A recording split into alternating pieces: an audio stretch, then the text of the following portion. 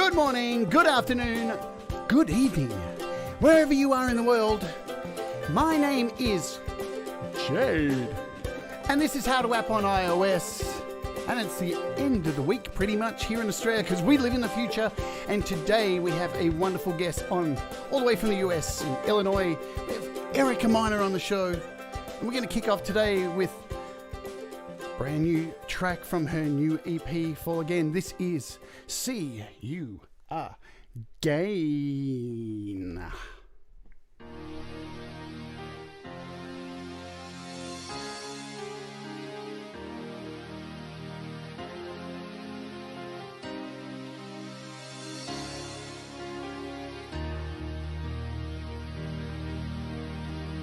Looking through old pictures of the way things used to be. The summer nights, the music, bringing back those memories. Close my eyes and hear you, and I can see you smile. Oh darling, it's been a while. If only we could go back for one night. No worries for tomorrow inside. I just wanna see you again, even if I don't know when. I'm losing track of how long it's been. I guess we never knew how good we had it then. Oh, I just wanna see you again.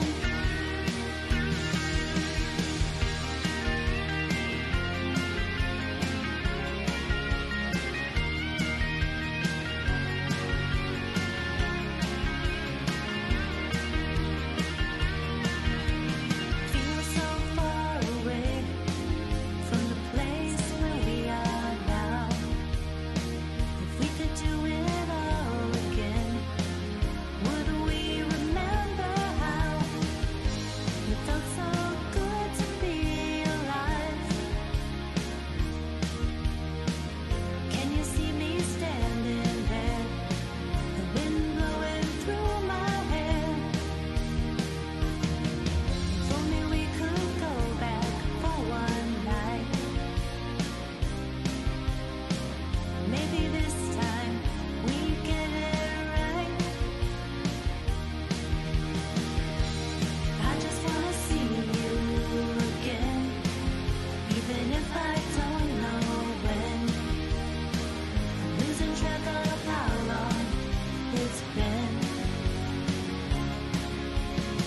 I guess we never knew how good we had it then. Oh, I just wanna see you again. How can we keep on going with the world this way?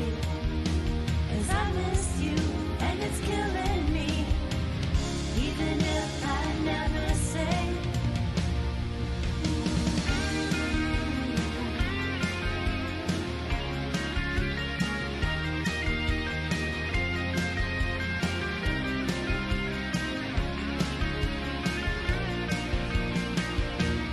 I just wanna see you again, even if I don't know when.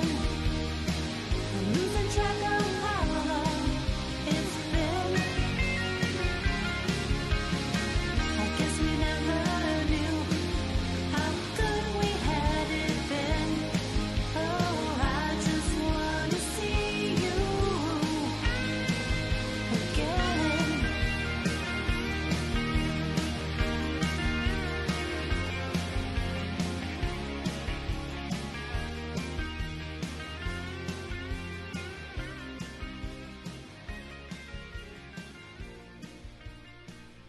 Howdy do. Hey, everybody. There we are. What's going on? Good to see you all. Welcome to the show. Now, let me just check. I think I lost Erika on the call. Let me just have a look. For some reason, something's gone wrong. says it's reconnecting due to some kind of connection issue. So let me see what's happening. There we go. I'm just going to give her a call back.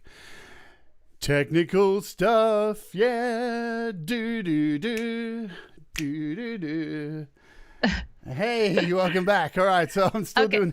I'm here. We had just a weird thing happen a second ago, but hopefully that's not going to happen again. We had the power blink off and on here in Farmburbia, Illinois. So I hope that that's just a one-time thing due to the weather. It always happens on the interview show. Always. I know. I mean that really just doesn't happen. But literally, I'm sitting here and the song's almost over, and I'm like, hell no.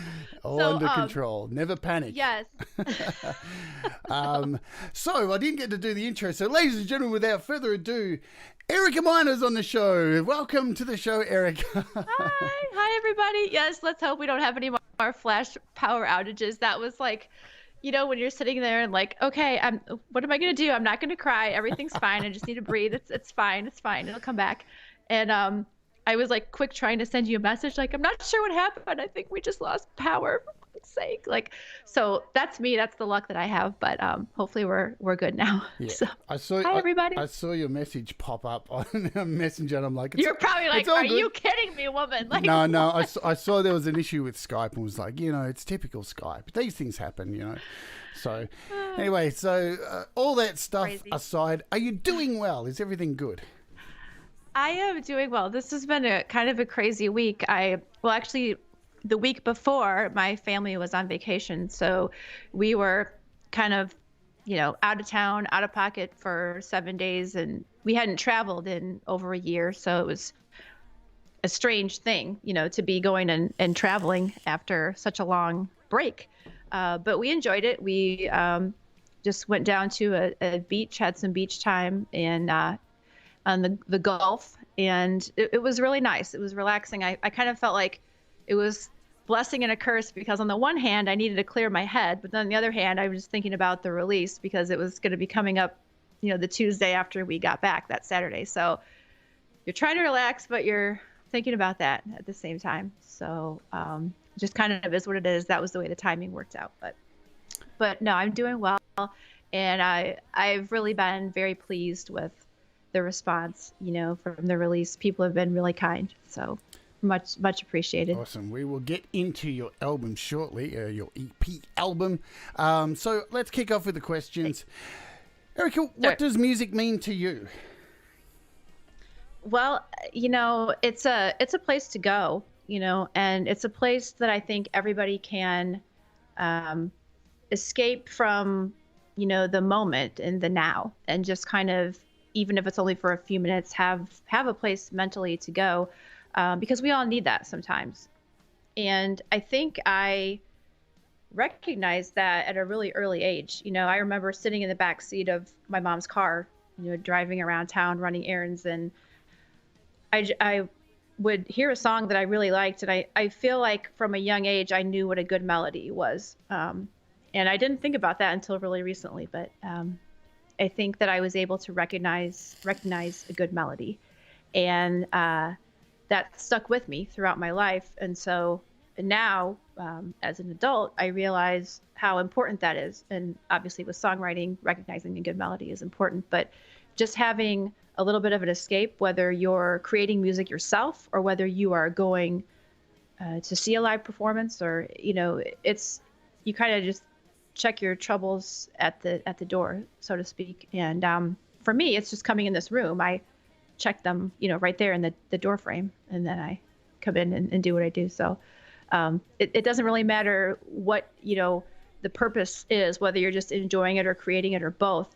It just gives you somewhere else to go mentally, and just have that bit of release and just happiness and joy, and just thinking about the positive things instead of the negative. So absolutely. And, you know, I think for a lot of musicians like ourselves, during what went down last year, the sea that we shall not speak of, I think music's been like a savior for many of us. You know, I don't know.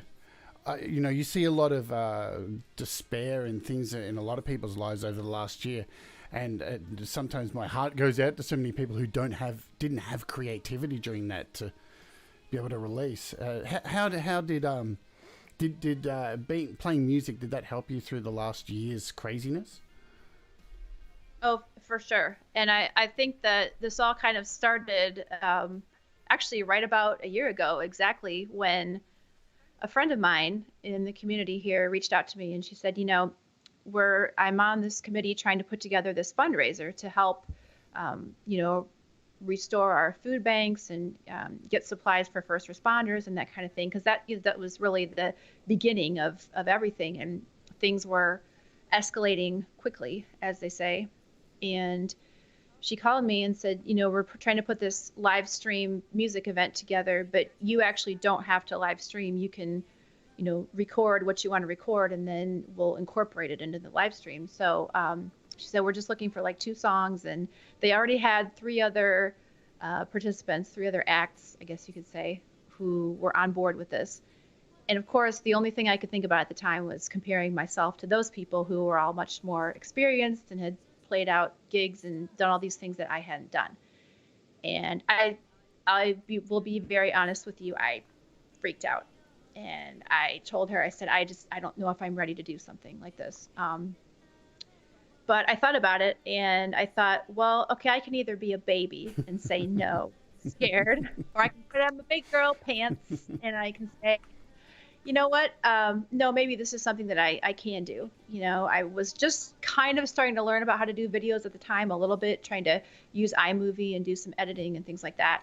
And I thought, okay, no, let's just think about this for a minute. Maybe this is something that I could do. And this is a person that I have a lot of respect for. She's definitely a leader in our community who I admire. And I thought, I just can't tell her no. I just can't. That would be the wrong thing to do. So, I said, okay, I sucked it up. And one of the songs, Go Someplace, which is actually on my EP now, I had not even really recorded. I had like a really rough recording. And I thought, well, I'm going to have to do that over and get that ready to go. And I only had about 2 weeks from the time I said yes to when this is going to air. So not a whole lot of time, but I said, you know what, I'll do it. Okay. So I still freaked out after that. But I just thought I can't say no. We need to raise this money. This is a time when our community, which has been very good to me, needs help. So how do I say no? So I put together 2 videos. I did a song that I have that's more of a I'd say a pop country song called Write Me a Song. I did that one, and then I did Go Someplace, and I just kind of sent them to the producer and hoped for the best, and tried not to freak out worse, which was hard because then I had another week and a half to wait until it actually aired. But fortunately, see, there you see, Jade, you're good. I know you're good, and you would find that. And you can see my stiff robot arm because I'm very nervous there, even just shooting a video in my own home, which was a year ago. But I just thought, what, I'll give it my best shot. And now I look at that and I'm like, oh dear God. But fortunately, people were very kind. No one outwardly said anything that was rude, so I was happy for that. So. Well, I just had to make sure I got the piano somewhere in the background, seems though you couldn't get it in the background today. So. Yeah, Jade thought I would be parked in front of my piano, but the problem is when you're old and you have to use a ring light, if you put that in front of your black shiny piano, the glare is just really terrible. So I couldn't do that. So I had to kind of situate a little bit to the side. So I have some guitars next to me, but they're back there. But yes, that was kind of the beginning of me forcing myself out of my comfort zone and saying, look, don't assume, you can do it. Quit making such a big deal out of things, and just, like I said, put your big girl pants on and just do it. So I am grateful now that I had that opportunity. And I felt like after that, people just started kind of reaching out to me, and all these musicians started sending friend requests. And I was like, why is this happening? I'm a mom, just does this for fun. I don't know. Why is this happening? But it actually has turned out to be a really positive thing because it's helped me make connections with a lot of really outstanding musicians and realize that the scene that we have here in the Chicago area is so much bigger than I even realized. It's huge, and it's full of so many talented people that I have learned from and continue to learn from every day, and feel inspired by. So that whole thing kind of opened up a can of worms, but in a good way, I guess you could say. Chicago's a wonderful place. I got to go there in 2016? I played a show in Chicago. I nearly got mugged in Chicago. It was wonderful. No. Oh, dear. At a cigarette store. I went there by myself. It had bars all over the windows. Oh. I was asking for it. But I got out of it. I didn't get my head kicked in, so we're all good. So glad. But the pizza was amazing. So just to have a slice was amazing. Absolutely. So speaking of community, that's how I came across you. So let's talk a little bit about the community, because, the GarageBand users group on Facebook, and of course, Create, Record, Release. What has the community there done for you? How's that helped you with your musical ventures?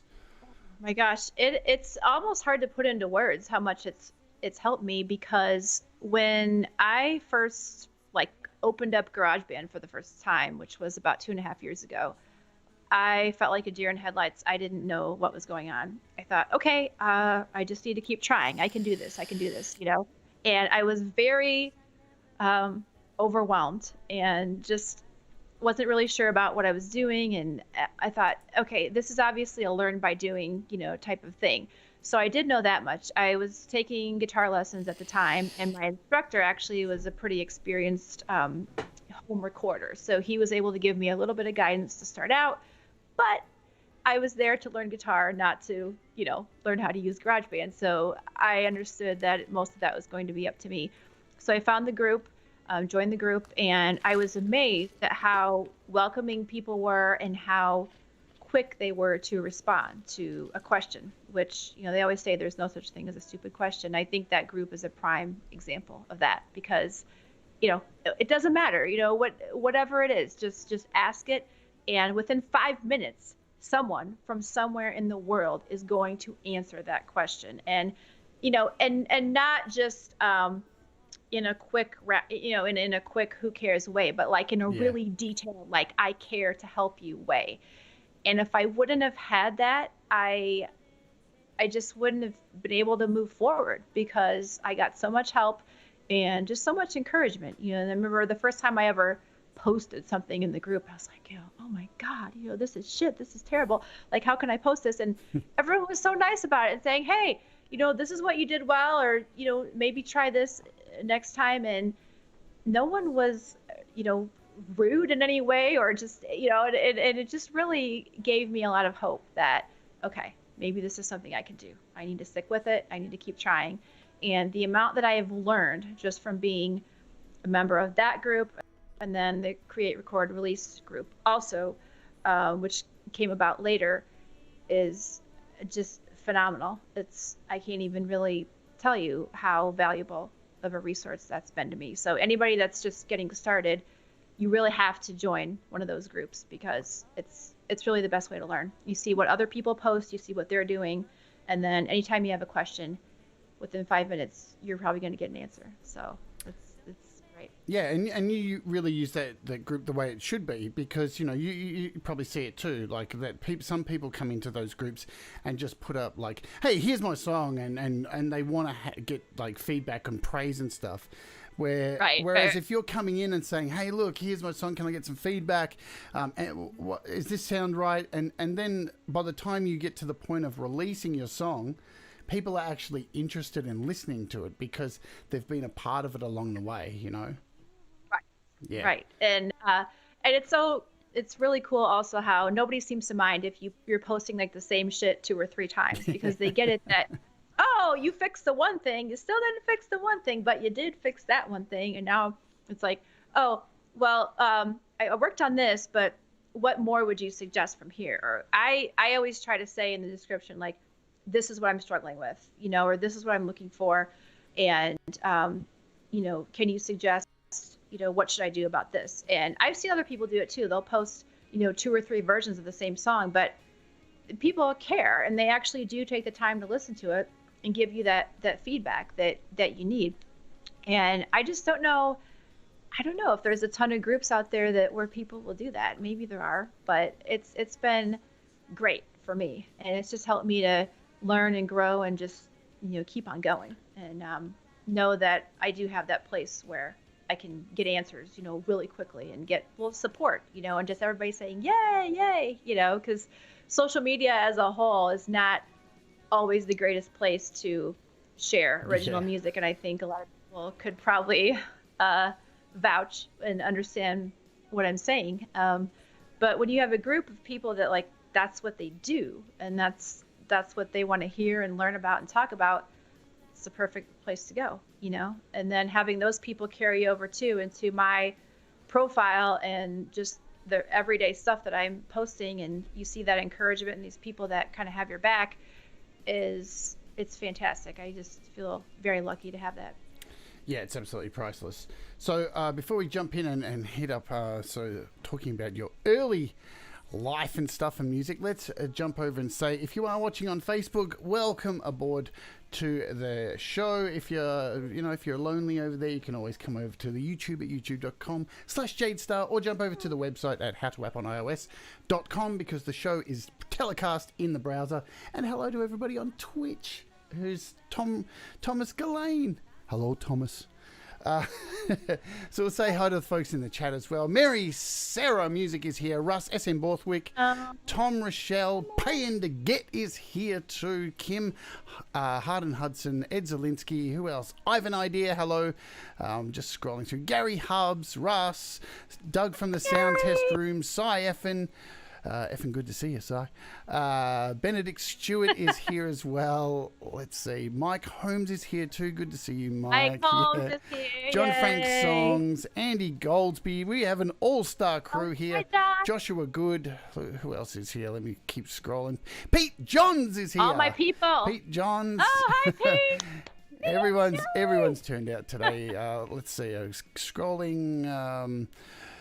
Who else have I missed? We'll try and cover everybody before I get to the bottom. Anyone else? Rob Crusoe is here also. Did I say SM Borthwick? I think I did. Look, my memory's absolute shite. I mentioned... Oh, I see that Tom is saying, hi, Mary Clett. My best friend is on here. She's around the corner watching my kids right now. Nice. Excellent. Hi, Mary. Thank you. Joe's here. Synth Widow. Kiss, kiss. Hug, hug. Whip, whip. All that stuff.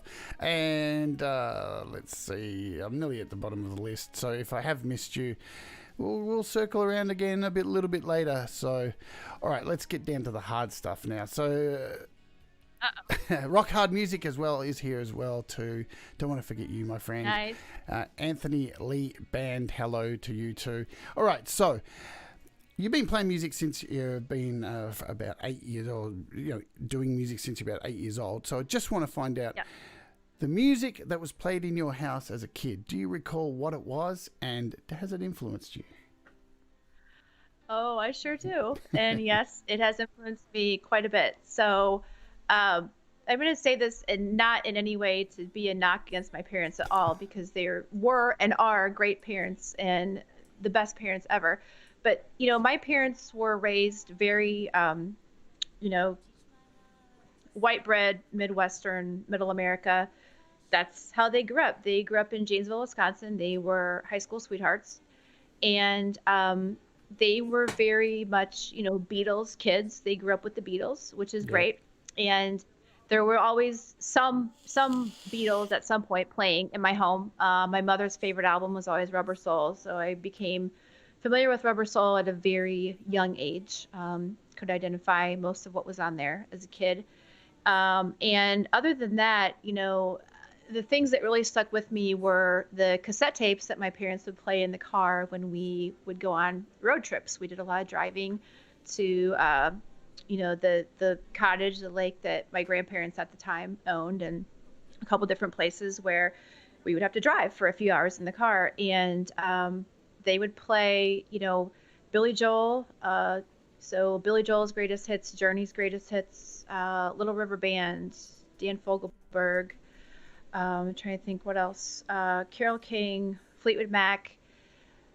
And I would say that those were all very influential. And I didn't realize it until later, really, as I got to be older and reflecting on, what has really influenced me. But probably one of my first memories of really kind of feeling aligned with music or feeling fascinated with music was my parents had a crate of their old albums that was in the basement of our house. And I remember laying on my stomach on the rug in the basement and just flipping through these albums and being fascinated because by that time, cassettes were already, that was the thing. This was past 8 tracks. This was past, being a kid in the early 80s, it was tapes. So I'm looking at these big album covers going, wow, look at how big they are and how you could take out the jacket and you could, look at the lyrics and the lyrics were printed there and you could look at the photos. And my parents had a copy of Heart, Dreamboat Annie. And I remember getting that out and just flipping through, and looking at, and I own that album now, so it was kind of cool to, when I first got it, to take it out and have those memories of looking at all the photos. That was the first time that I'd ever seen women with guitars and women on a stage. And that really made a huge impression on me.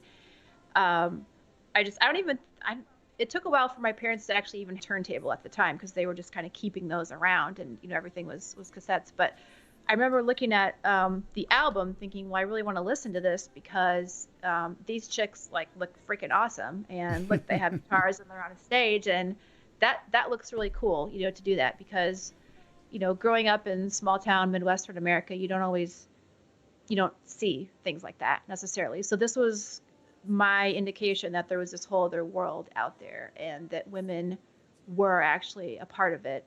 And I was probably when I looked at that album, I'm guessing maybe 5 years old at the time. And just looking at that thinking, wow, that's pretty cool. And I think that's one of the reasons now that's one of my very favorite albums is that I just have those really early kind of weird, flashback memories.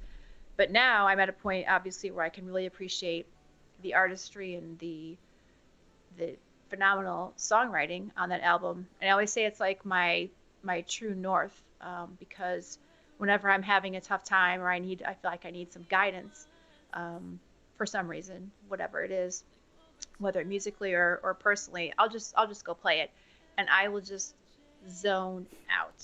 And even though I've heard these songs a million times, I will listen to them again and again and just think about how Ann and Nancy started out and how tough it must have been for them, as females breaking into a pretty, male-dominated industry. Yeah. But they always had the support of their family, though, which I think really was key for them. And if you read their book, Kicking and Dreaming, you can, read about all that. But I just always felt like that was there with me. And when people ask me about that, I always say, well, their music has been with me my entire life because I remember at age 5, looking at that album. And then as I got older, hearing their songs on the radio, and they were 2 females just out there, just, totally kicking ass. And it really made a huge impact on me, for sure. Do you recall the first album that you actually purchased or was given as a present, and what format was it on? Yes. So when I'm trying to think of if we're going back to the tape era. Okay. Yes. So the first cassette tape that I had was definitely Bon Jovi, Slippery When Wet. Oh, wow. Sure. Yep. That was actually mine, Yeah. not like borrowed from somebody or, whatever. All the kids in the neighborhood, you had to have it. You had your boombox out. Yeah. And you set it up on the picnic table or whatever, and you just blast that shit. And I just remember that was in kind of the golden age of MTV, where you could come home and turn MTV, and there was Bon Jovi with all of his hair and flying out over the stage on a ripcord, and it was the coolest thing ever. Right. So, yeah. So that was the first, cassette that I owned was that. Yes, for sure. That was beautiful mine. perm floating through the air of Bon Jovi. Jersey, baby. My Gotta how love it. MTV Yep. has changed since those days, though, hasn't it? Is it even about music yeah, anymore? Like, I don't know. I didn't even know it still existed until recently. I thought it just died. It I has. didn't know. It died and But went to reality hell. but yeah, my first that was my first tape. But then I know also for a fact that my first CD, which this album was actually released on my 13th birthday, was Mr. Big Lean Into It, and that had a huge impact on me as well. Um, there was at least one really super huge hit song from that album, obviously, but I would listen to it all the way through, and there were a couple other tracks on there that I thought were really good. And again, I think it was just about me trying to recognize a great melody when I heard it, and looking at Paul Gilbert and people that were just such great talented musicians that really just blew me away as a kid. And that CD, I think, just got super worn out and scratched because I played it so many times. I had this little shelf system that I saved up my babysitting money and my paper route money and bought it, and I would just blast that shit like over and over and over, and I could not get enough of it. And I think that just what you were referring to at the time when things started to change on MTV and get weird, that was a sad time for me because even as a kid, I kind of knew what was going on and that all the stuff that I liked was kind of seeming like it was fading away, So that was a weird time for sure. But it never left me though. I feel like it always stayed with me. I'm getting the image here that when you were young, you were a bit of a hard rock rebel. Am I right in saying that?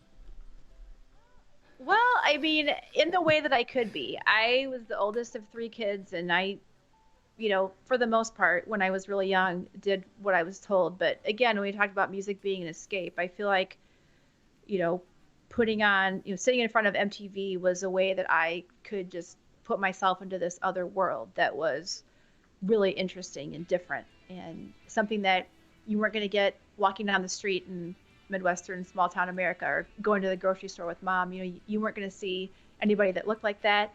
And it fascinated me, and I just kind of think that even if I was still pretty much, playing my classical music, taking my piano lessons and doing the things that I was told to do at the time, I had this other, I had this wild imagination about all these other things that there was this other world that I kind of wanted to be a part of. I wasn't sure if I could or how, but it was always there, kind of Before in the background. I get into like your history of like learning music, because I love finding out about how people learnt music and if they had a music teacher.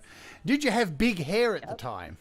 Oh, I feel like I've always had big hair, and I can thank my mother for that because my mother, when I was a really little girl, started taking me to get perms. Where in the 80s that was a thing. You I got had a perm at one stage. your hair Oh my permed. god, what was I thinking? Yeah, of course, right.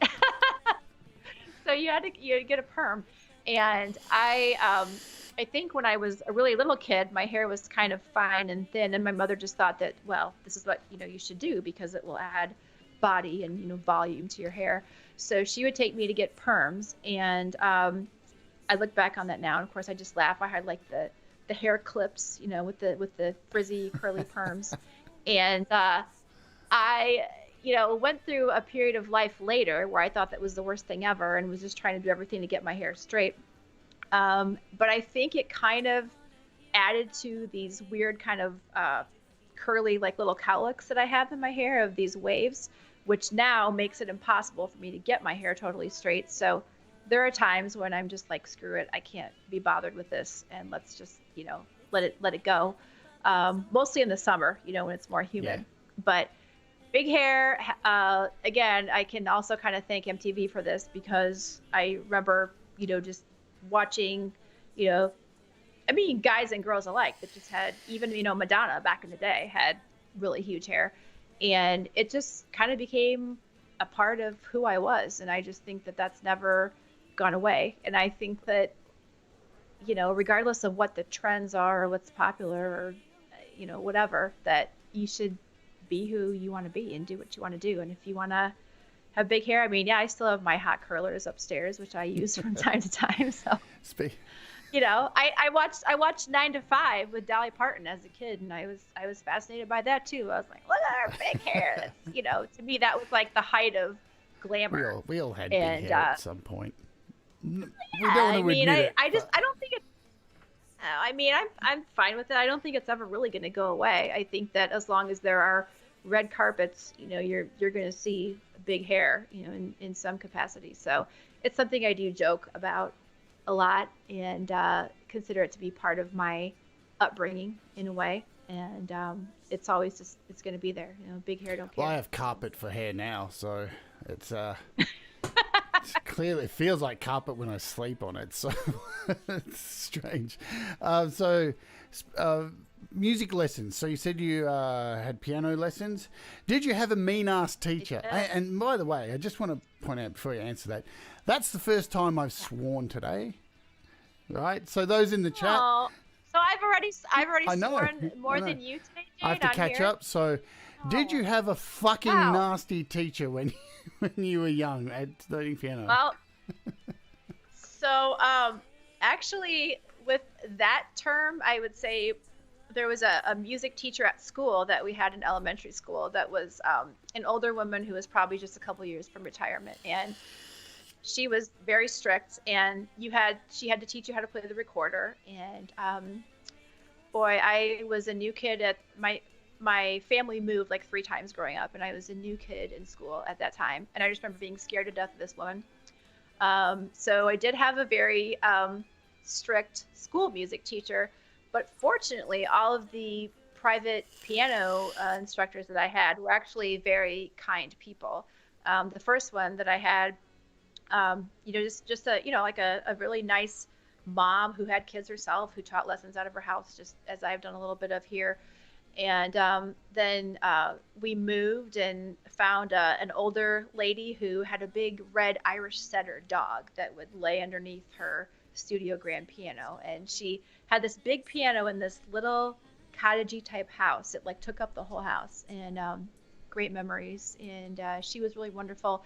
And then once I got to a point where I became a little more advanced, she passed me on to another teacher in town who, you know, was more, you know, strict as far as you need to keep your fingernails short, you need to practice this many minutes a day. And but she was still a kind person, even though she was strict. And so in that way, I never really had any private instructors who were, you know, really not nice people. I felt like they were always great, you know, to me, and really made me want to continue to learn, you know. And when I first started lessons, practicing was a bit of a challenge. My mom, you know, got on me a bit, and she wouldn't let me quit. You know, she's like, nope, not happening. You're not going to quit. So I do thank her for that now, obviously. But so from music lessons, did you from any time when you were young go and play in any bands or anything like that? Was that a part of your thing growing up? You know, I wish it would have been, because when I started playing the guitar, I was at an age, you know, 13, 14, where there was just a lot of flightiness going on in my life. You know, a lot of things that were temporary, and a lot of distractions. And I think that if I could have maybe gotten together with some people who were into that and doing that sort of thing, that maybe I could have, you know, stuck with guitar. But I got very frustrated. I was like, oh, it hurts my fingers. I don't like this. And this is way different than the piano. This is not the same thing at all. And what is this? Tabs? What is this? This is not how you read music. You know, and I just, I didn't have the greatest instructors at that time either. And so I think with a little bit better guidance, I could have maybe really stuck with it. But at that time, I only took guitar lessons for about 1.5 years. And then I just said, this is not for me, you know. But to get to your point, I think that if I could have gotten together with some other kids who were into that and wanted to get together and jam, I think that maybe would have inspired me to keep playing, instead of, you know, not play the guitar for 24 years and then 5 years ago here just decide that, oh yeah, I want to play guitar again now, which I'm glad I did, obviously. But at that time, it would have taken something more for me to really be inspired to stick with it and just kind of push through and battle through some of those challenges that I had with it. And then picking it up all those years later, was it as hard picking it up a second time? Like, have you built up the calluses? So I have to say, like, at the moment, I don't have those, only because there was such a long period of time where I was just doing so much writing and just trying to, I would kind of play as needed, to record. But that is something that, when I first started, I was better about that because I started with some apps and just trying to, familiarize myself with playing again. A lot of it did come back actually, which I was lucky that it did. But then I started taking lessons in person. I found a great instructor here locally to work with. And I really feel like that helped a lot. I needed that in-person, interaction. I needed that discipline rather than just, oh, here, let me kind of use this app and see how this goes. And so I did, I think, at one point get a little more of calluses built up. And then once I got so into writing and recording, my time to just play really diminished. And I feel bad about that. That's something that I want to try to get back to. I want to play more, just to play. And a friend of mine here locally who sings with me and gets together, and we have played together a few times in the past. We want to try to get that going again. We need to get back to open mic, and we need to start doing that again. So I feel like my mind is constantly on, okay, what do I need to do next? I need to, oh yeah, we got to get back to open mic, or, I need to, there's still these demos that I need to finish. And so I'm, as a creator, this is just how it goes. There's never really a break. No.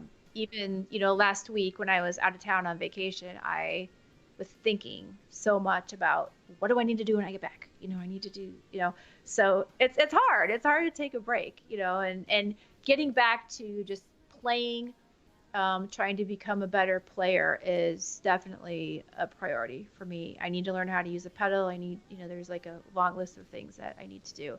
But I feel like to this point, I've kind of played enough to get by as far as writing songs and putting some chords together and things like that. So it's been helpful. I'm glad that I picked it up again and took the lessons, and for sure. Excellent. So what I'm going to do now is I'll give you a break. So we'll go ahead and play this video so you can have a drink of water and pop yourself on mute for a second there.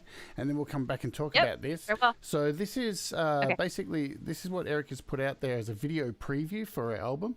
So I thought it'd be really cool to pop this in because this is a really good idea for people who are out there making music to create little things like this to create buzz and hype. So let's check this out. This is Erika's video preview for her new EP, Fall Again. And let's check it out and enjoy, folks.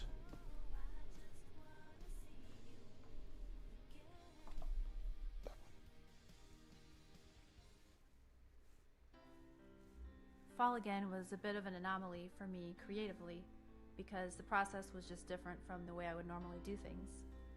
At the beginning of November, my friend and I headed out to a local park to try to get a cover shot. The fall colors were just about gone at that point, unfortunately, but the weather was beautiful. We took our kids along, and I remember just listening to them laughing and playing in the background. And when you looked around, there were just so many people out. It's as if everyone knew it was the last nice day until winter, so they better get out and enjoy it while they could. While we were out there, I was thinking about the fact that my little project still had no title, and my fifth song was also still up in the air. I hadn't decided if I should re-record one of my existing songs or try to write something new. But then I started thinking more about the day itself and what I was seeing around me. It was kind of a metaphor for life itself. If there's something you really want to do, can you afford to wait until the next season of your life? Who knows what might change between now and then? Will things be any easier? Well, probably not. So I came home that day knowing that Fall Again was definitely the title I wanted to use, not only for the project, but also for this fifth song that still needed to be written. And it just kind of seemed like everything that happened that day, and reflecting and thinking about my experience and my work over the past few months, that it was just kind of leading me in that direction, that yes, I need to write this song, and this is what it's going to be about, is vulnerability and making mistakes and falling on your face again and again and again, and just realizing that vulnerability in itself is okay, and it's part of being human. And I think we forget that sometimes. I think that when you put yourself out there, you don't know what's going to happen. There could be good things that might happen, there could be not so good things that might happen, but either way, I think as long as you're learning through it all, then how can it not be worth it?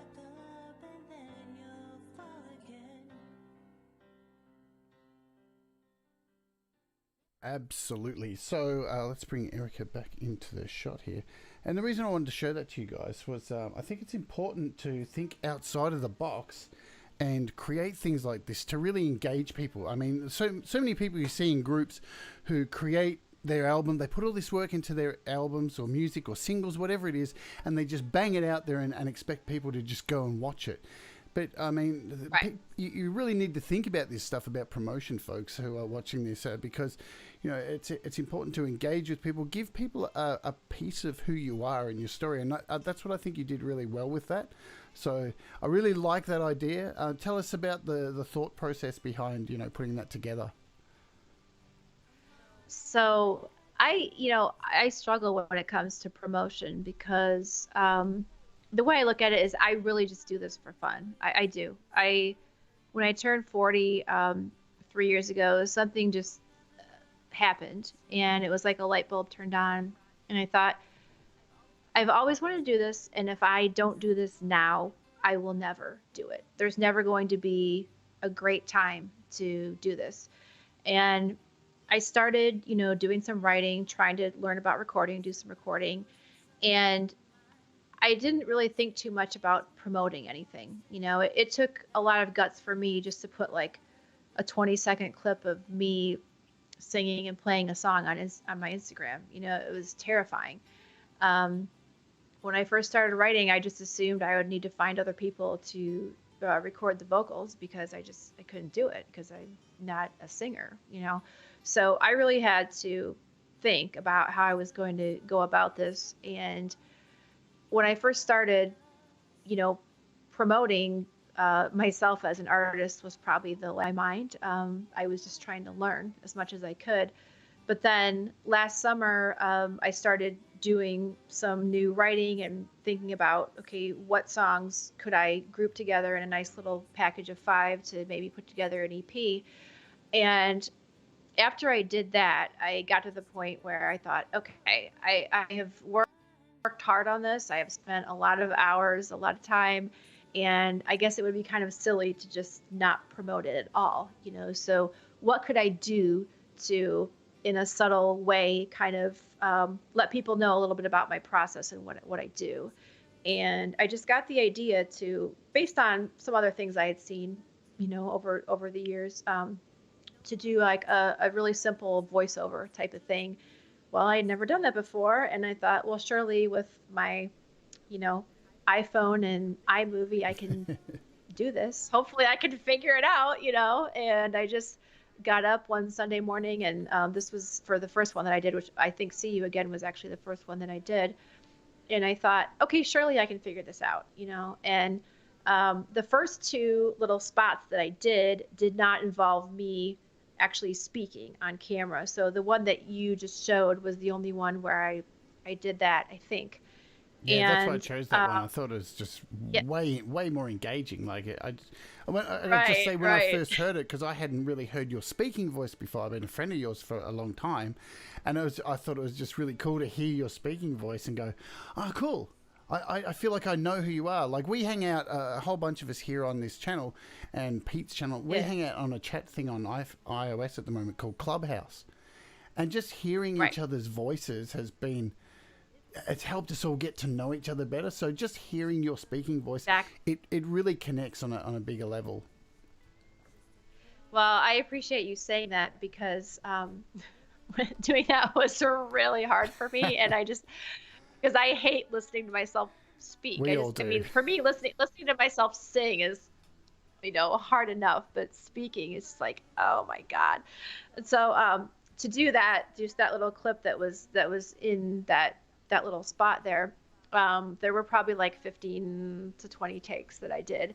And every one I would go back and there was just some small, really picky thing that I was just like, I can't stand it, And it was so funny because I had my microphone set up, and then you have to go back later and you have to, you know, make sure that you're matching everything up with your video is matching up with your audio. So I went through all that, and yeah, there were probably 15 to 20 takes that I did just to get that one little chunk of that. It seems like so nonsensical, but I'm picky, and it is hard for me. Video is still a very awkward thing for me, and it's hard to do. But I feel like people really want to see something, and we just live in a very visually stimulated kind of world now with social media, and I feel like it's important to have something for people to look at, people to see. And so that was why I did it. Is that okay? I could talk a little bit about my process, and the whole thing with me talking was kind of an afterthought, but I am glad I did it now because, again, I'm always looking for ways to try to force myself out of my comfort zone, and just, that was a big step in that direction, I think, for me to do that, for sure. So I want to talk about your family because I know they're an integral part, not only of just your life, but of your musical life, from knowing you as a friend. How important is it that, to have a family that is so supportive? Like, do they cheer you on? Do they leave you alone to your own, devices to make your music? Tell us about the dynamic of your family, because you look like you have a really wonderful, loving family. And I know, look, all families aren't magically perfect, so I'm not saying that. We all have our shit. But how important is your family when making music?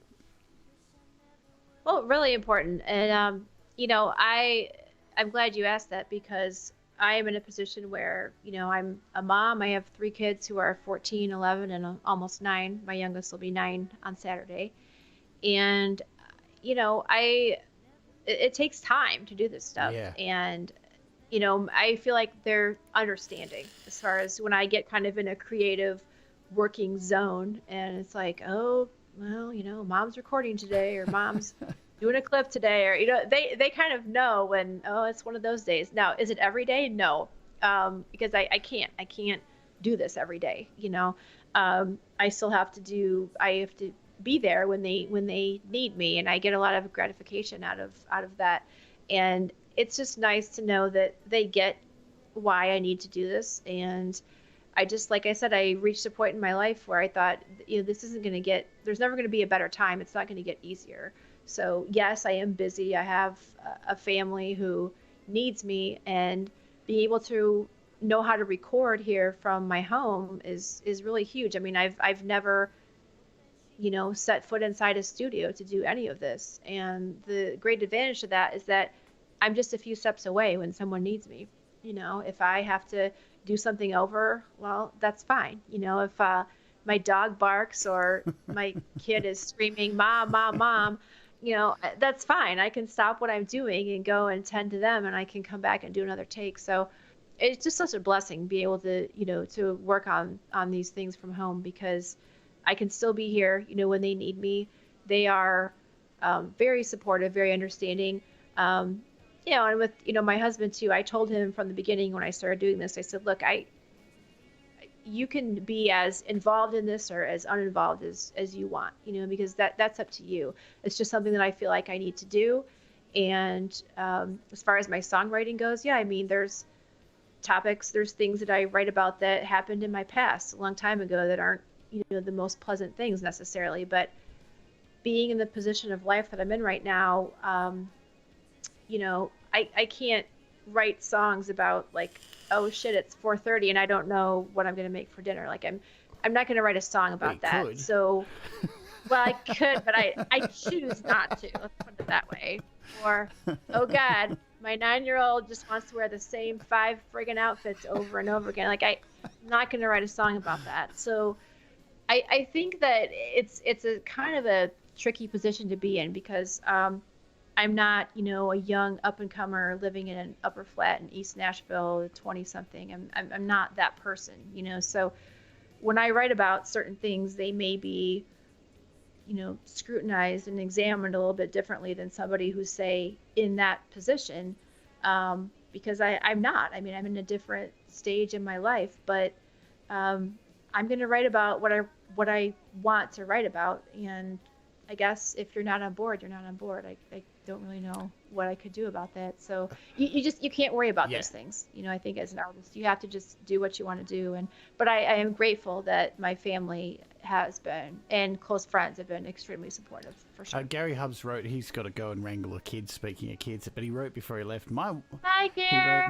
My wife didn't know I was recording music until I asked for my credit card to pay DistroKid. Gary's so funny. Gary is the best. He is another fine, outstanding member of the March 26th birthday club. Gary and I have the same birthday. And Gary, when I needed a reverse rolling cymbal, he just emailed it to me straight away. And for my intro for See You Again, I was stressing because I thought, I can't get this right. I wanted a Van Halen, Love Walks In kind of sound for that intro. And I just, you can stay a minute, Gary. Yes, you can. Because I have to say this because you're so awesome. So he sent it to me that day. He was like, oh, I searched my hard drive and everything. I was like, I can't find this symbol. I don't know what to do. And the ones that I had, they cut off too soon and I couldn't make it sound right. And he says, no, I think I have something for you. So he sent it to me and I was like, oh my God, thank you, Gary. You're the best. But that just goes to show you that people in these groups they're just amazing and they want to help you, and he really, I just wanted to help. And so he sent it to me that day and I plugged it in and it just sounded so much better. And as I was working through that song and that intro, then it was only a short time later that Eddie Van Halen passed away. And I just thought to myself, if I didn't get this right, I would regret it for the rest of my life because I knew exactly how I wanted that to sound. Yeah. I wanted that, that I got the synth plugin, that the OBX plugin that I needed to use. I figured out how to do the separate piano, the separate synth track, how to, set the volumes just right, and then to bring those cymbals in. And that was the sound that I wanted, and I knew exactly what I wanted. And there was a couple times I was just kind of ready to give up, I don't think I can get this right. And a little help from your friends, it can go a long way. So thank you, Gary. I'll never forget your rolling reverse cymbals. They really help. Gary saves a lot of. Look, it's a great community across Facebook here in here on my channel as well. On Pete's, we call each other Warts here because we all rose together, and that's what it's all about. Yeah. Pete's just chimed in and written, I think writing about real life is super relatable. I would totally listen to music about picky kids. I've got me a couple of those. so Pete's on board. Yeah, when I did the back in December, I did this little kind of funny song about people who had connected with me musically, that it was something I didn't expect at all, and how we're all just kind of a weird bunch of people, and I did this as kind of a funny thing and not to be taken seriously, but it's true. I mean, I think we can all relate to one another and understand why it is that we do this, even when it gets frustrating, you keep on doing it. And I just did that project as a way of kind of acknowledging that and just thanking the people who had reached out to me, because I don't think I would be, where I am now without all these people just reaching out and saying, hey, I'm interested in what you're doing. And then me also in turn being able to see what they're doing. And we are all just really just kind of off, just weird people, in a way. And I love that. I mean, I think there's all. Oh, I think we lost her again. So we're probably going to have to give a call back. Yep, there she goes. I love technology, man. Reconnecting. She probably lost her internet. So let me just do the right thing and get her off screen there. Power cut, yeah. We'll get her back in a second. So I didn't want to leave her up on screen frozen like that. That's the worst. She'll go back and watch it and be like, oh my God, you left me frozen in that position. I'll give her a call back. Here we go. Where is she? You gotta love technology, yeah? Bless the technology. Let's give her another call. Here we go. Do. Is she still engaged? Is it calling? She's messaged me on Messenger. We'll see. But hopefully we'll get her back shortly. What she said to me on Messenger. Her battery went dead. Hang on. I can cancel this call. So let's play something while she's not here. Let's play another song. Let's go and play. What can I play? She mentioned that song, All You Weirdos. So about all of us, all the crazy dicks on the internet.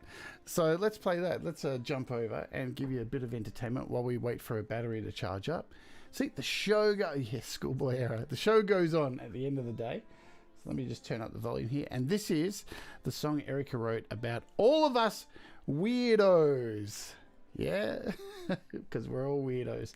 Here we go. I don't want that one. I want this one. All right, this is All You Weirdos.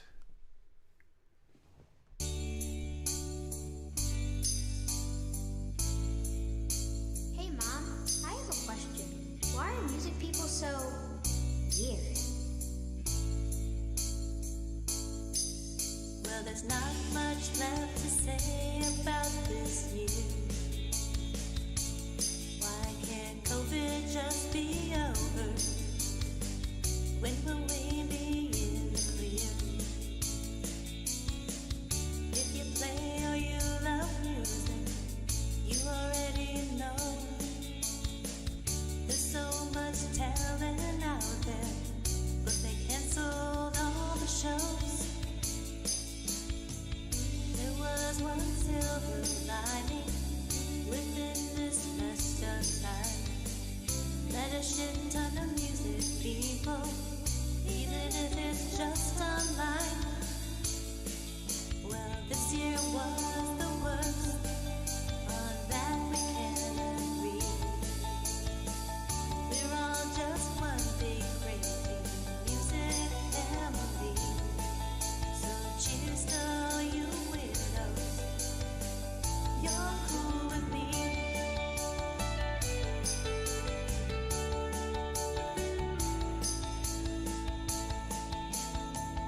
Mostly guys and a few girls here and there. All kinds of tattoos, clever, and all kinds of crazy hair. Watching all your live streams and your videos. How many hours? Not sure I wanna know. Music people, we're a little different. Dance to the beat of our own drums. Don't worry much about who likes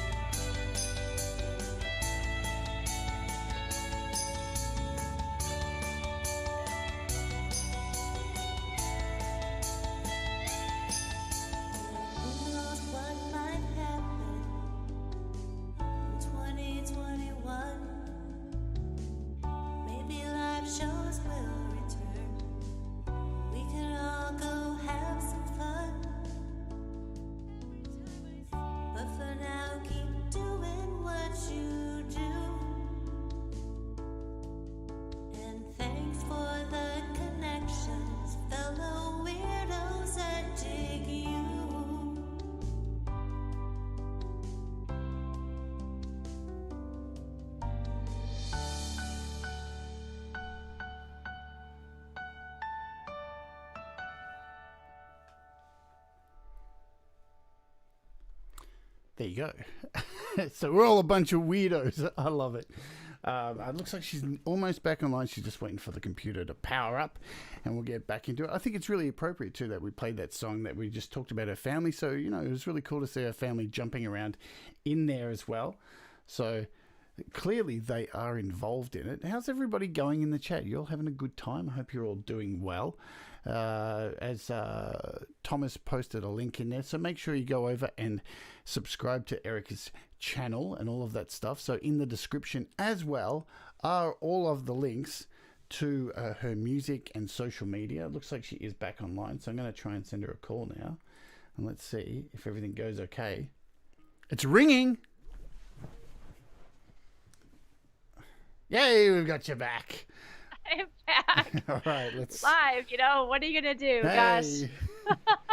These things happen, you know, and you just roll with the punches. That's what it's all about. Yep. I'm getting better at that. I'm actually getting better at not panicking. So we played. Put my light back in here. Sorry. So while you were gone, because you just mentioned it, we played All You Weirdos. So it was. You did? Yeah, oh my gosh. It was appropriate. So it looks like the kids got involved in that. So They did. That was a kind of a perfect opportunity to involve them, because my son had oh, thanks, Mike, I love you too. Yeah, not professional. It's my middle name, Mike. My son had asked several times about, you know, music people and how they're weird and stuff like that. So I thought, well, it's perfect, because then you can actually be a part of my video, and you can come in the beginning and say, you know, why are music people so weird? So it kind of worked out perfectly, and you know, I was able to get him involved, and my girls a little bit too. So it was just a silly thing, but it was kind of serious in a way, in that I wanted people who had reached out to me and bothered to connect with me in the first place to know that I really appreciated it, and that I did feel kind of that common bond with them. Yes, I'm a mom living in the suburbs that has 3 kids and have all my mom stuff to do, but I really kind of feel like I have this other part of me that lives in the world that they do, you know, and the people that love music and that do it either for a living or just as a hobby that is a major part of their lives. So, you know, it really, I felt like it was just a good time to do it. Was it silly? Yes, of course. Was it an excuse for me to put off more important holiday related tasks and just round up a bunch of stupid props and act like a jackass for a week? Yes, that was definitely a big part of that, in case anyone hadn't figured that out. You need to blow off but steam. I had fun doing it. Yeah, I had fun doing it, and I kept thinking of all these little vignettes and things that I could do, and it just was a fun creative project to do, and actually turned out having more tracks than any recording I've ever done, which is kind of stupid, but So there's it did. a few other people that have joined the chat I'll say hello to. So Globe Flicker, I don't think I've said hello to you. Naughty Box, Mobile Music Pro, hi. Vortex, good to see you. Preston Smith, hello. I know I've seen a few other people that I probably haven't. Vincent, welcome to the chat. Ian Tyndale. So there's quite a few other people here I haven't got to. If I have missed you, I do apologize, because we are in this. I just want to ask, before we move on to like the actual recording process of your music, do your hello Hambo Hounslow as well in the chat. Do your kids go to school and are they like, my mum's a singer, or are they like, oh, you embarrassed the shit out of me? Well, I'm not exactly sure. I think that when they're around me, they seem to be okay with what I do. I don't get a lot of negative feedback from them as far as, oh my God, Mom. Like, so that's good. Now, as they get older, that could change, but they are actually very sweet about, you know, even my son, who being a boy, you know, sometimes you think that, okay, boys, you know, maybe they're not as, you know, into what's going on with, you know, as far as what I do, but he actually this week came up to me early in the week and said, Mom, you know, you're doing so great. You know, congratulations on releasing your EP, your project, you know, you're doing really great. So they are very sweet kids. And I think for the most part, they are okay with what I do as far as I know. So, I don't know what they say when they're around their friends. Maybe they kind of groan and moan a little bit to them, but I don't, yeah, overall, I really don't get too much negative feedback from them as far as, you know, I think that there are maybe certain things that still kind of don't make sense to them as far as why are you spending all this time to shoot this video clip, or things that uh, maybe as they get older will make a little more sense to them. But they overall are really sweet and supportive, so maybe we just haven't entered into those years yet where it's going to be like, oh my god, I'm so embarrassed, like. So you had a break from playing music for quite a few years, and I'm gathering, so it was 2018, I think you got back into music. Was this when you got a Mac? Did you already have a Mac sitting around? So I'm guessing that was, am I right in guessing that it was the Mac that got you excited about doing music? Yeah, it had a lot to do with it for sure, because we had purchased it, I think probably either maybe at the end of 2017 or beginning of 2018. And I started kind of playing around with it a little bit. Prior to that, I had just, the desktop computer that we had was a PC, so I was just used to using Windows. But I started playing around with it, opened up GarageBand, and started kind of fooling around with some things. And then, as I mentioned before, my guitar instructor at the time was very experienced with recording at home, so he was able to help me kind of get started a little bit.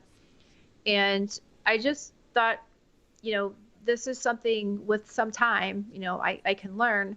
And then as far as the writing goes, I had tried to write songs in my probably late teens, early 20s, and it just did not work. I mean, I was so self-conscious and so just embarrassed and thought everything I did was completely hideous and horrible. I would write something and 5 minutes later it would be a wad in the trash, because I said to myself, well, if I can't even stand to read this or look at this, how can I let anyone else, hear it or look at it or read it? And I just kind of felt like I needed that life experience and that maturity and I guess a little more confidence, just to say that, okay, maybe this is something that I can do and not throw away 5 minutes later. So when I started working with GarageBand and kind of getting the hang of it, and then getting into the groups and that type of thing, the pieces all started to slowly but surely come together.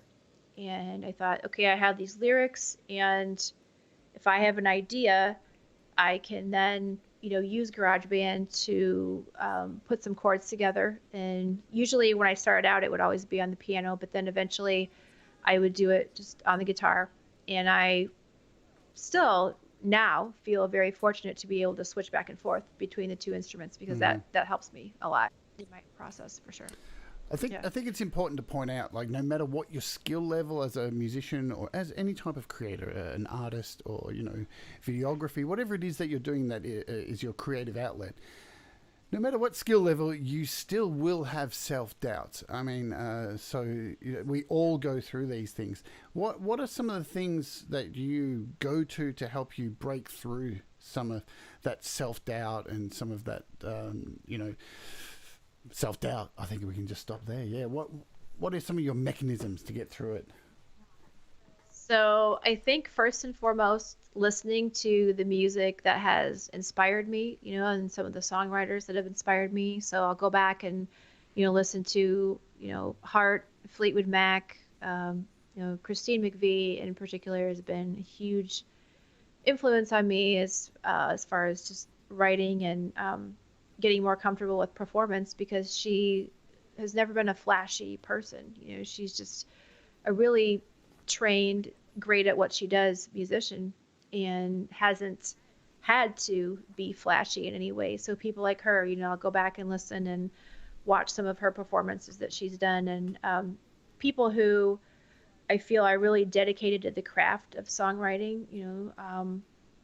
Go back and listen to, like we said before, some of the stuff that my parents would listen to, Dan Fogelberg, Little River Band, Billy Joel, Boston, Carole King, Sheryl Crow, Chris Cornell.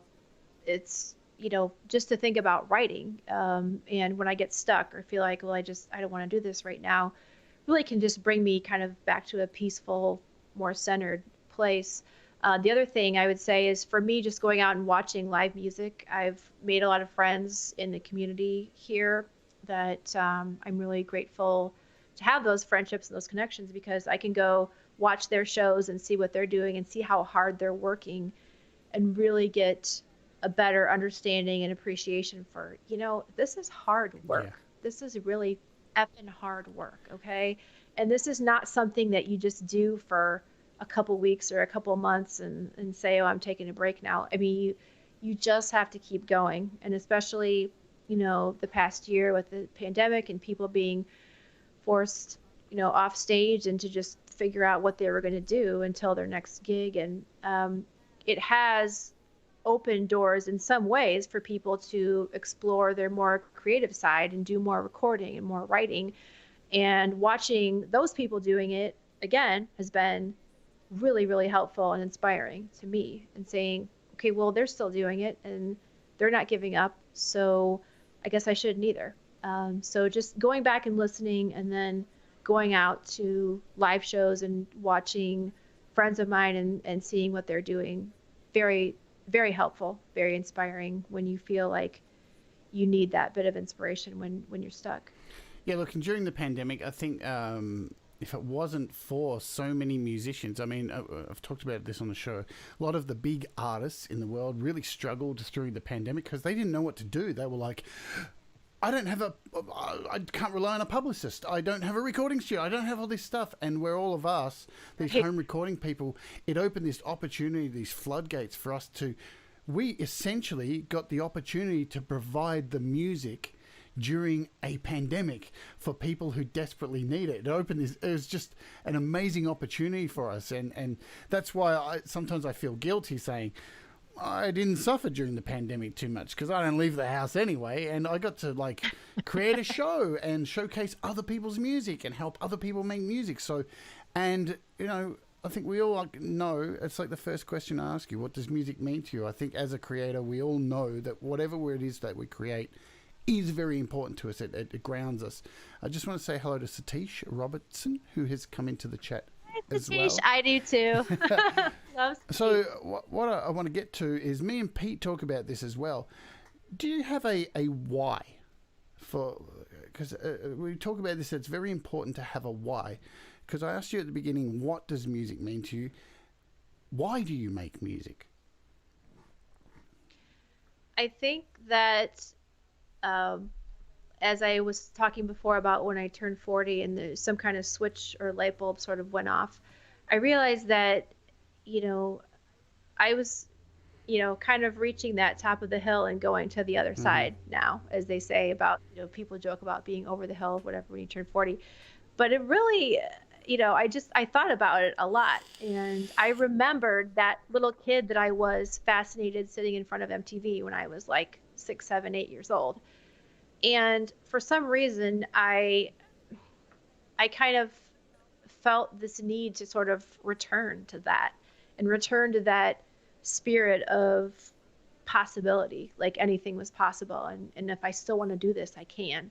Because I feel like at that age and that time, in sitting and watching these people in front of me that were a part of this mysterious, great, different world, that was what I believed, was that anything was possible. When I watched Bon Jovi Flying on the Ripcord, and I watched Nikki Sixx and Tommy Lee coming out of a cave with freaking huge hair and war paint on their faces and whatever, I thought that anything was possible. Yep. And I think sometimes as we get older, life just gets in the way and we lose that sense of possibility and that ability to dream and just really, believe that we can do the things that we want to do. And for a while, I was just very busy with life and with other things. I was, I had little kids and a lot on my hands, so to speak. And then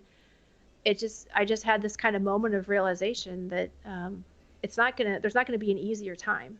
And I think that self-doubt is something that holds a lot of people back from doing the things that they really could be doing if they could try to to work on that and reducing that self-doubt.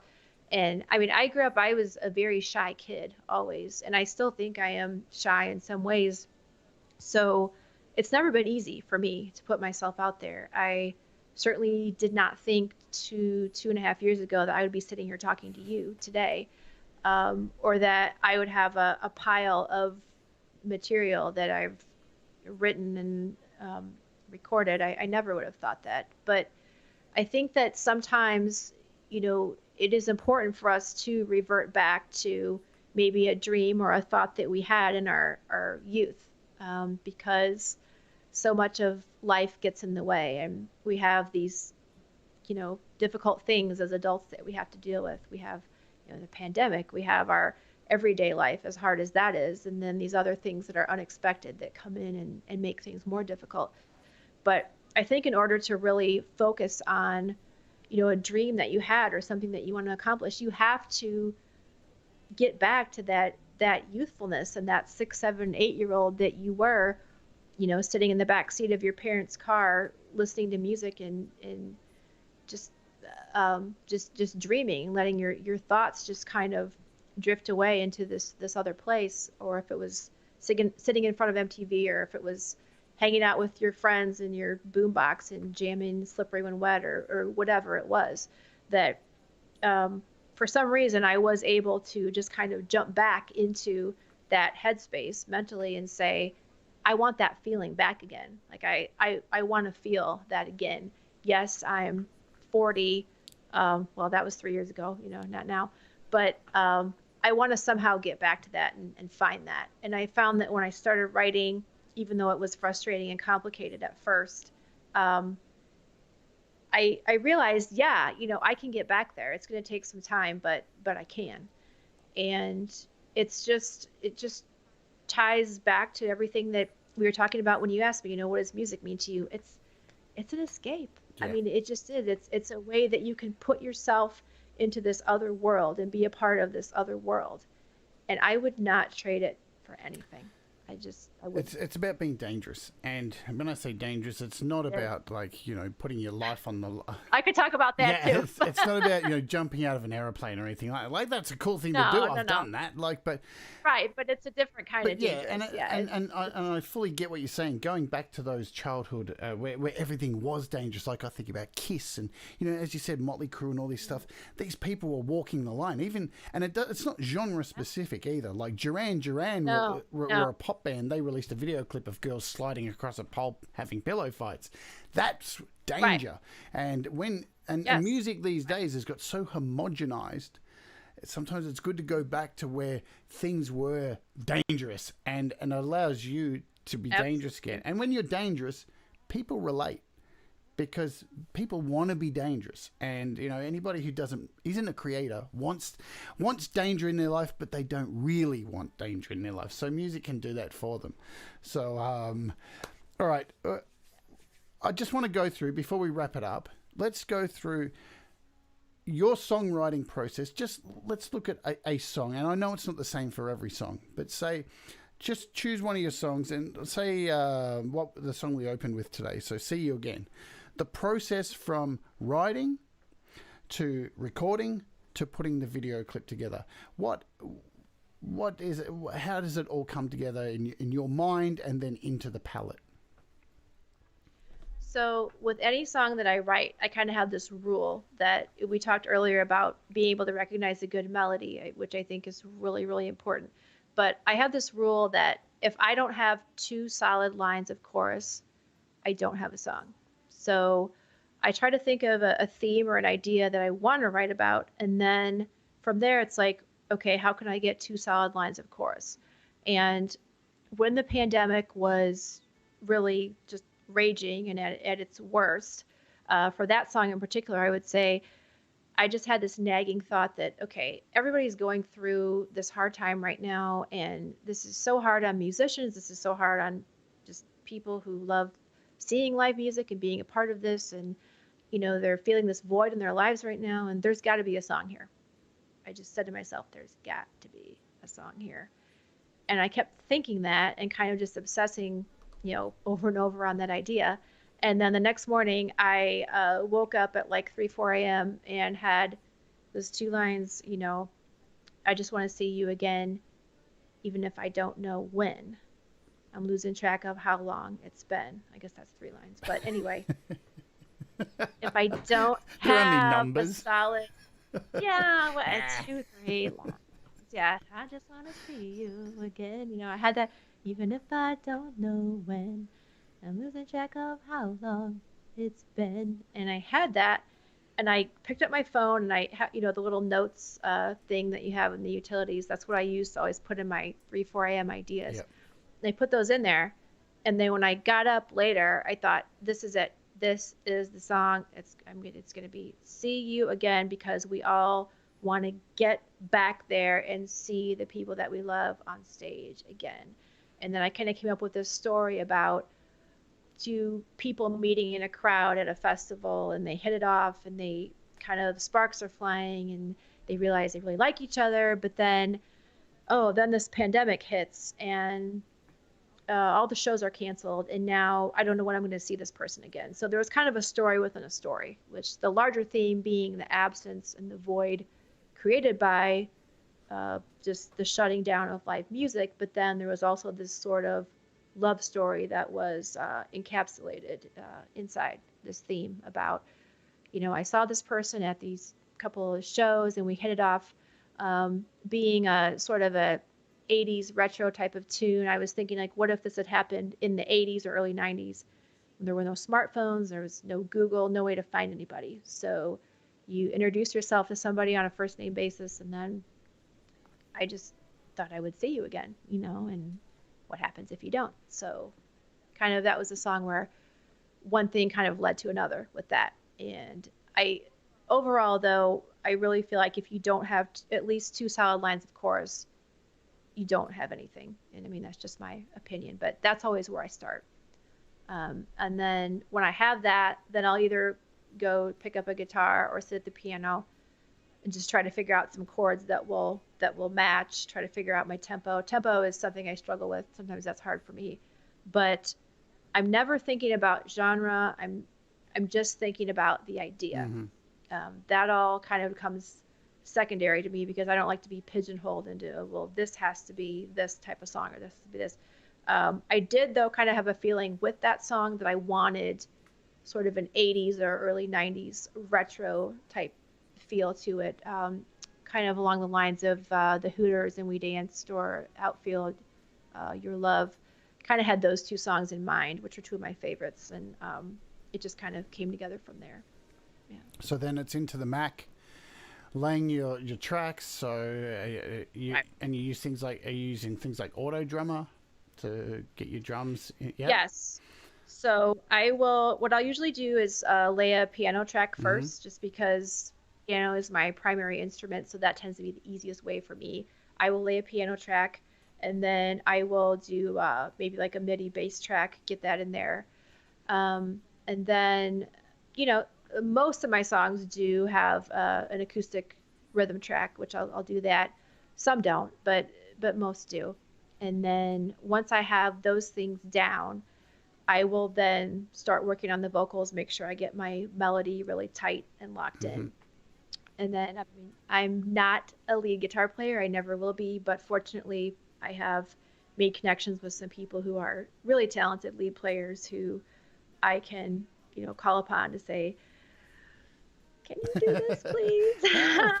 Please help me. And I have been very fortunate in that way, because I've had some really great collaborators work with me and turn my songs into things that I honestly never would have thought that they could be ever in a million years. So, but yeah, usually just I lay a piano track, and then that's kind of the foundation for me to, go from there with the chords. Yep. So then you put your song together. So do you have a mastering technique? Is there software that you use to master your track once you've mixed everything down in GarageBand?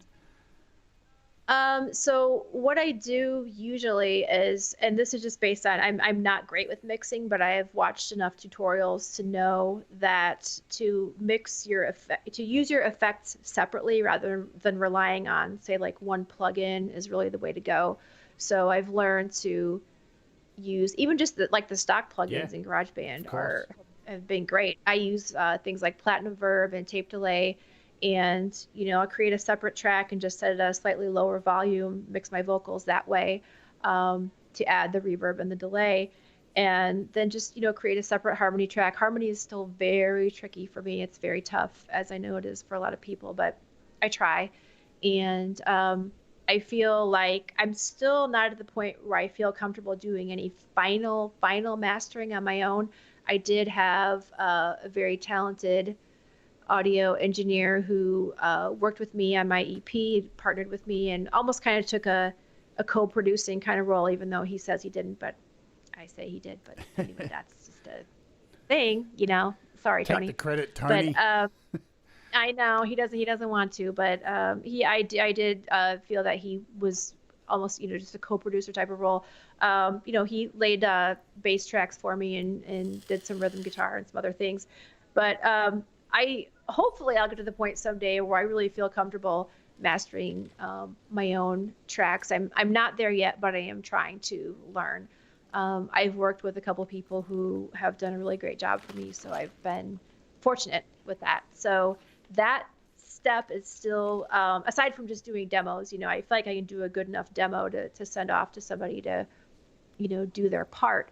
But as far as the final mastering, that's something I'm still, working with, and hopefully I'll get to that point someday where I feel confident that I can do that.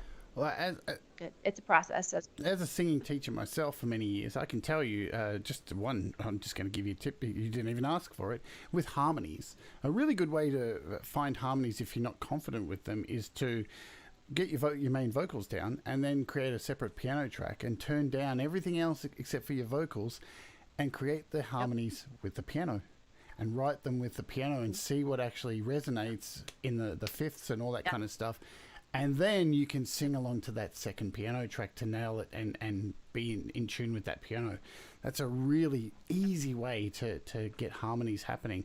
And because, you already know how to play piano, so to have that backing thing behind you really helps. But anyway, you didn't need that advice. For sure. But, I did actually. And I did. There's been a couple times where, I'm trying to work through a harmony and I'll actually just stop and say, okay, I really feel like I need to go to the piano right now because I need to verify this. Like, is this really the note that I'm looking for? Yeah. And, so it's so helpful. And then that's, again, why I appreciate being able to switch back and forth between piano and guitar, because that is really helpful. I just need to hear, that one note or wherever that's at. So I can hear it and say, yes, that is the note that I'm going for, and that you can have that confirmation. Completely great advice. Wonderful advice. Yeah, and if you're recording it in MIDI too, the beautiful thing is if it's not sounding right, I mean, you can just move it up a step or whatever, and it really does help. So, and because you're a great pianist, it's super easy. Use the tools that you have instead of relying on fucking auto-tune. Because there's so many people who sit there and go, how can I make my vocals better? Can I just use auto-tune? It's like, no, just work it out. Like, if you're already playing an instrument, you can hear it. Hear the note. No matter how much. Absolutely. So we are at the end of the show. So let's ask my famous world horrible question that since Doug Woods came on, I always feel shit asking it. Erika, if somebody was considering becoming creative, when would you suggest for them to start? I would say that you need to start yesterday. But no, I think that we talked about self-doubt, right? And I have battled with that my entire life. It doesn't matter, whether we're talking about music or anything else, just feeling like, do I fit in this group, or do I, whatever, just tons of self-doubt, over and over. I think that the most important thing to realize is that you don't have to have, a certain skill level, or you don't have to be at a certain point in your learning process to start doing something, and music overall and writing and recording is a very just hands-on, learn by doing craft.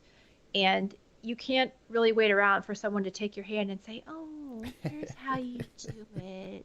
Here. I mean, you're going to be waiting a long freaking time. Yeah. I'm just, it just is what it is. And so I struggled, like I said, for me in the beginning, even putting a 15, 20-second clip on my Instagram of me strumming a few guitar chords and singing a melody was like, oh my God. It was like, no, like it was horrible. It was so painful. But you have to allow yourself that grace that, you're going to feel that way and that's okay. But can you improve? Yes, you can. Is it going to be tomorrow? Well, no, it's going to take some time. But the longer you wait to start, the longer all of that is going to take, as far as your learning curve and your trajectory and the path that you take. So I just think that this whole concept of, well, it's like when I agreed to do the fundraiser show thing. It was like, am I really ready to do this? Well, maybe not, but am I going to probably learn a whole lot from doing this if I just stop being a baby and say yes and do it? Yes. So getting started, yes, the most important thing. Putting your self-doubt to the side, putting your reservations, I don't know how to, I don't know very much about compression. Well, go watch a tutorial. I don't understand how, is this too much reverb or not, or is this too much delay? Watch a tutorial.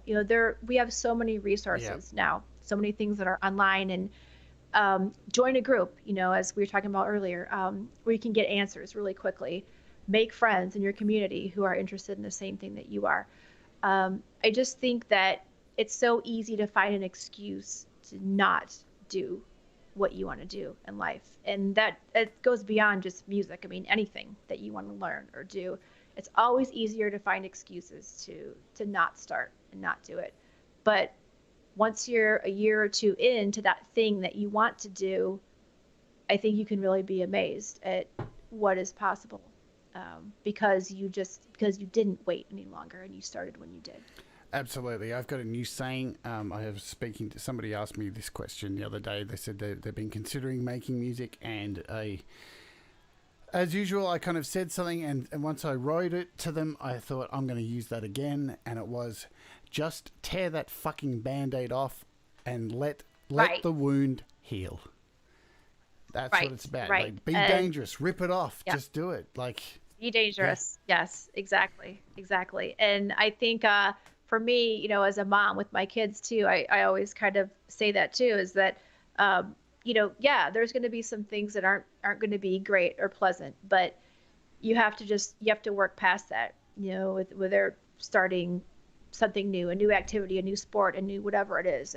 You're going to be a little scared. You're going to have some reservations in the beginning, but just do it, because wouldn't that be better than years down the road looking back and saying, oh, I wonder what would have happened if I just would have just fucking did it, Yep. I mean, it's just, I just decided that that's not the legacy that I want to leave for my kids. I want to leave a legacy of, mom might have been, a little weird, a little crazy, but at least she did it, Yeah. My mum was weird, and all my friends were always jealous of her. So, the awesome. weirder the better, I say.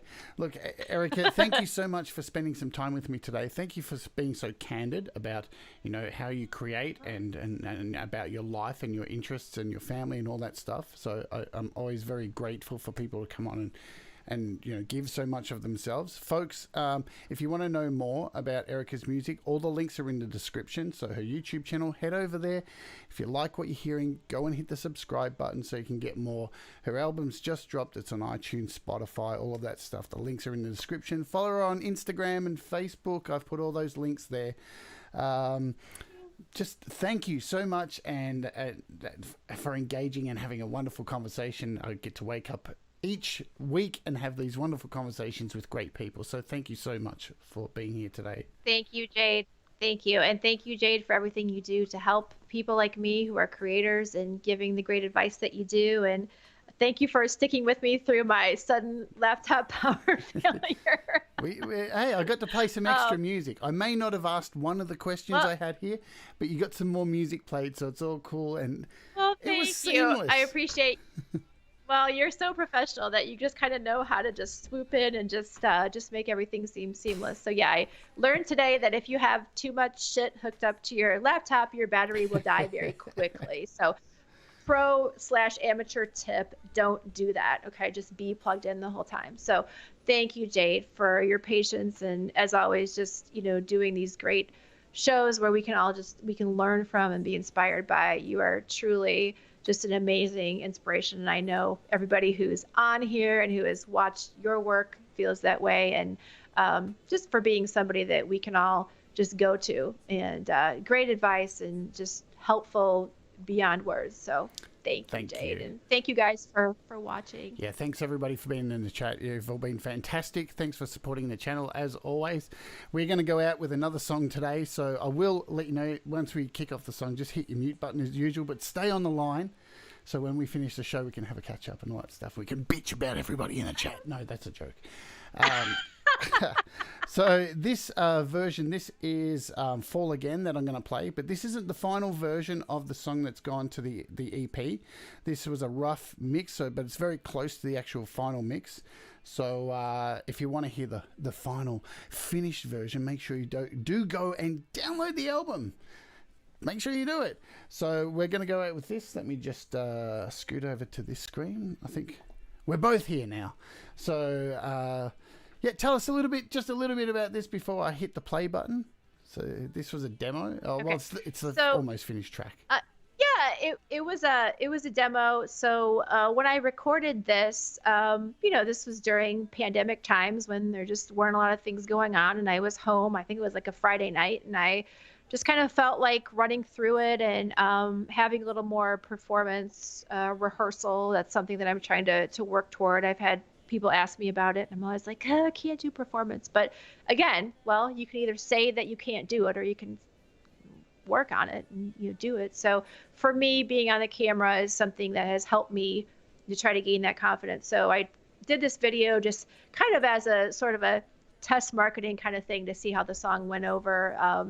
So that was why I did it. Yeah. So it's pretty close to the album version, but album version, I would say, does sound a little more polished, but it's close. Excellent. All right, folks, this is Fall Again by Erika Miner. Have a great day, and we'll see you tomorrow. Tomorrow I'm doing a show a little bit later than normal, an hour later than normal, and I'm going to be doing vocals for the new Desir album that I'm working on with Kev, and you're going to get to hear the extra 8 tracks that have been added to our album, and I'm going to be trying to come up with melodies, growl melodies on the fly. So come and join me for that. All right, we'll see you tomorrow. Have a great day. Bye-bye. A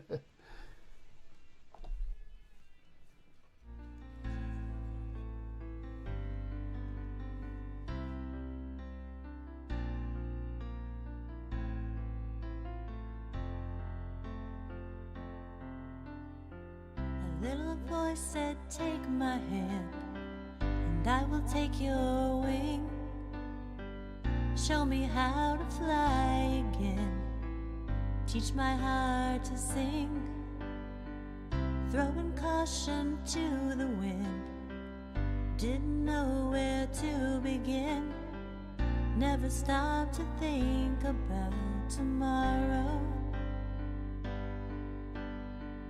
Pull yourself together. Push away your sorrow. What happens if you fall again? What will you do with yourself then? What happens if you just let go? The ending's still unknown. In a place your heart has never been. You'll get back up and then you'll fall again.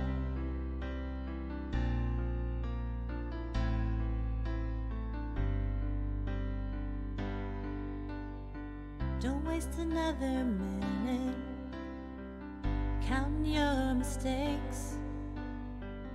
Find a little freedom, maybe a little grace. Let yourself be smaller than you ever thought you'd be. Swim it all alone in the deepest, darkest sea. What happens if you fall again? What will you do with yourself then? What happens if you just let go?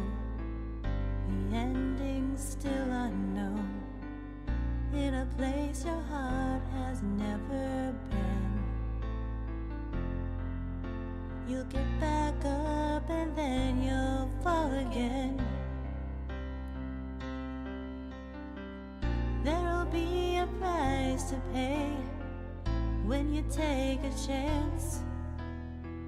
But don't blame the fiddler if you didn't want to dance.